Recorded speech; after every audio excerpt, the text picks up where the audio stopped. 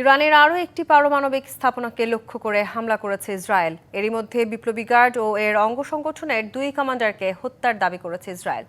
এছাড়াও এই হামলায় এক কিশোরও নিহত হয়েছে। পাল্টা জবাবে ইসরায়েলের মধ্যাঞ্চলে নতুন করে ক্ষেপণাস্ত্র ছুটছে ইরান। সেখান থেকে সরিয়ে নেওয়া হচ্ছে স্থানীয়দের। এদিকে মোসাদের সঙ্গে সংশ্লিষ্টতার অভিযোগে ইরানে 54 জন গুপ্তচর গ্রেপ্তার করেছে ইরান। নবম দিনে গড়ালো ইসরায়েল ইরানের সংঘাত। শনিবার সকাল হতে না হতেই তেহরান ও তেল আবিবের ভূমি থেকে একে অপরকে লক্ষ্য করে ছোড়া হচ্ছে ক্ষেপণাস্ত্র ও ড্রোন। জাতিসংঘের নিরাপত্তা পরিষদে বাকবিতণ্ডা ও পাল্টাপাল্টি দোষারোপের পরেও কমছে না ইসরায়েল ইরানের চলমান উত্তেজনা। শনিবার ইরানের কয়েকটি শহরে হামলা চালিয়েছে নেতানিয়াহু বাহিনী। মধ্য ইরানের ইস্পাহান শহরে বিস্ফোরণের শব্দ পাওয়া গেছে। শহরটিতে অবস্থিত বৃহত্তম পারমাণবিক গবেষণা কেন্দ্রকে লক্ষ্য করে হামলা করা হয়। যদিও বড় আকারে কোনো ক্ষয়ক্ষতির খবর পাওয়া যায়নি, তবে বাসিন্দাদের ওই সকল এলাকায় এড়িয়ে চলার নির্দেশ দিয়েছে কর্তৃপক্ষ। শাইনি চুলে এখন হবে সব হেয়ারস্টাইল। সিল্কোর দ্বিগুণ শাইনি চুল প্রতিদিন।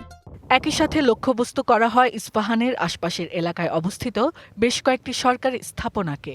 যদিও কয়েকটি ড্রোনকে প্রতিহত করার দাবি করেছে ইরানের বিমান প্রতিরক্ষা ব্যবস্থা।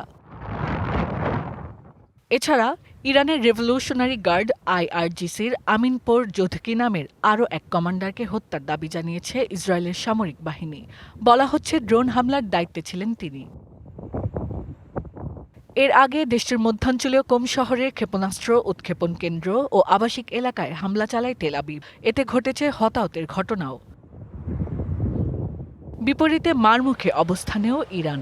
ভোররাত থেকে ইসরায়েলের মধ্যাঞ্চল ও রাজধানী তেল আবিব সহ হোলন শহরে ক্ষেপণাস্ত্র হামলা করে ইরান। বাদ যায়নি গোলান মালভূমিও। এদিকে ইরানের দক্ষিণ পশ্চিমাঞ্চলীয় খুজিস্তান প্রদেশে ইসরায়েলি গোয়েন্দা সংস্থা মোসাদের সঙ্গে সম্পৃক্ততার অভিযোগে গ্রেপ্তার করা হয়েছে অর্ধশত ব্যক্তিকে। Hasna Akter, DBC news desk.